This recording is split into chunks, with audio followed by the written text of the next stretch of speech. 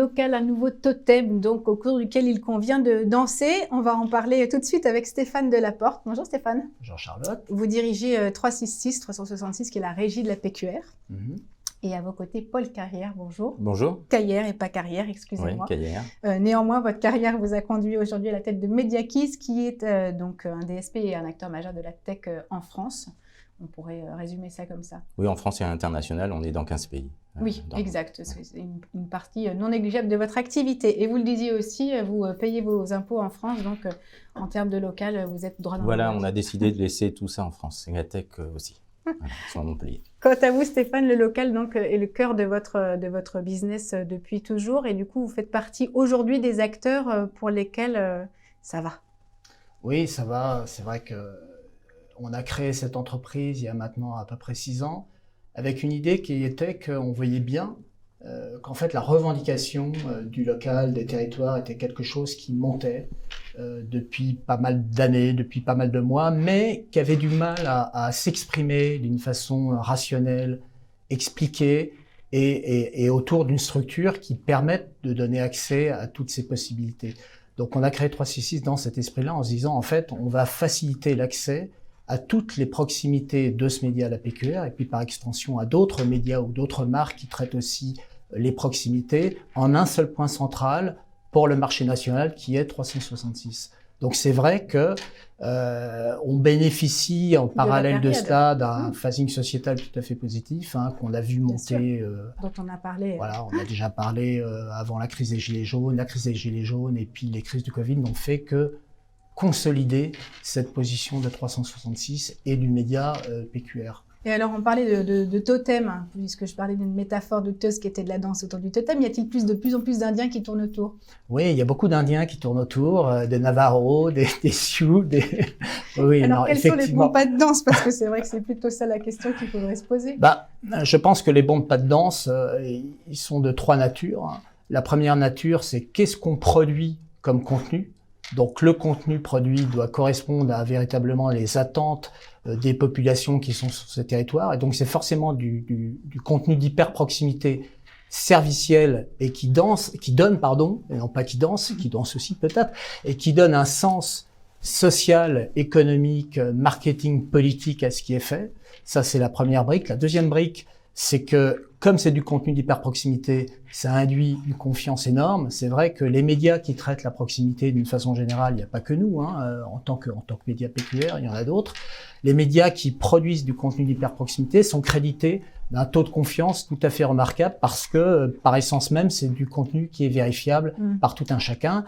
Et cette confiance induit naturellement l'engagement, que ce soit l'engagement du citoyen, notamment sur toutes les problématiques aujourd'hui, RSE, respect du climat ou autre, que l'engagement dont ont besoin toutes les marques qui viennent communiquer par le prix. C'est le deuxième temps, c'est l'engagement, voilà. C'est ça le deuxième temps de la valse. Exactement. C'est cet engagement-là. On voit bien que énormément de nouveaux danseurs, si on les appelle comme ça, pour prendre votre métaphore, c'est beaucoup d'annonceurs qui se disent mais en fait j'ai besoin moi d'être en très grande proximité avec mon consommateur et cette proximité elle peut s'exprimer au travers d'un média qui par nature traite la proximité. Et dans une valse il y a 3 temps, il y en a un troisième ou c'est contenu et engagement? C'est la valse à 2 temps? Non, ça pour l'instant c'est les 2 temps. Le troisième temps, Paul en fait partie, c'est les solutions tech.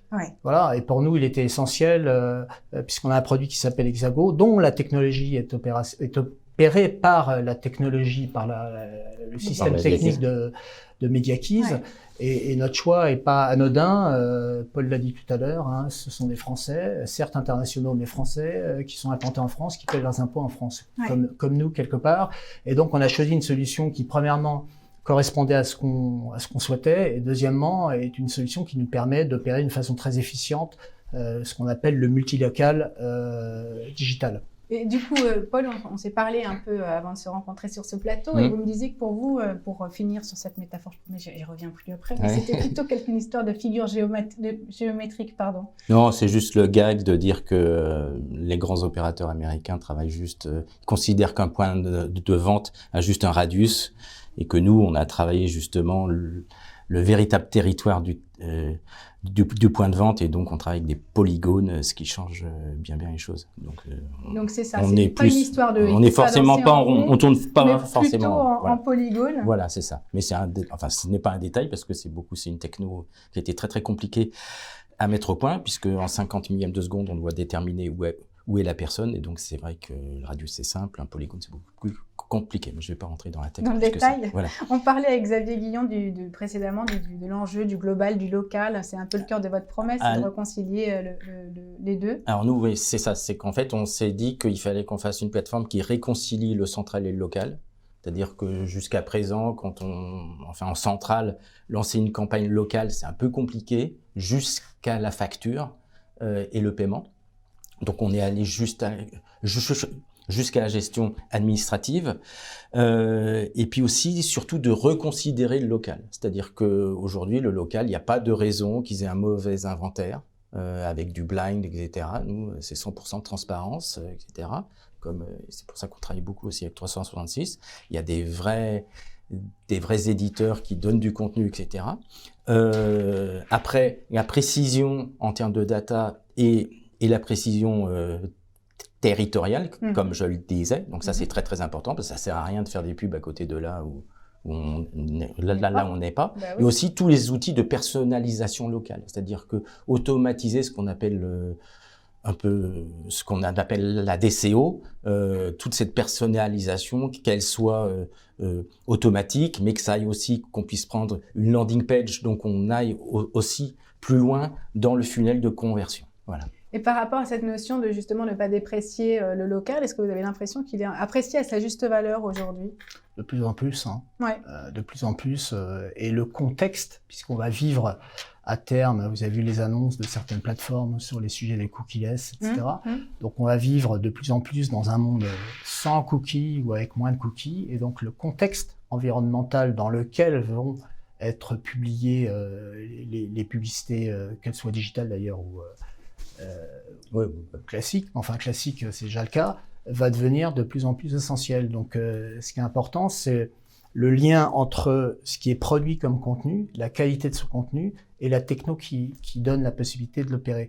J'ajoute que sur le sujet du cookieless, pour qu'on soit crédible en créant des segments d'intérêt, par exemple des gens qui s'intéressent à tel type de voiture ou qui lisent tel type d'article, par exemple, tel type de contexte, il faut être puissant. De façon à opérer un inventaire suffisamment conséquent pour que ça ait du sens.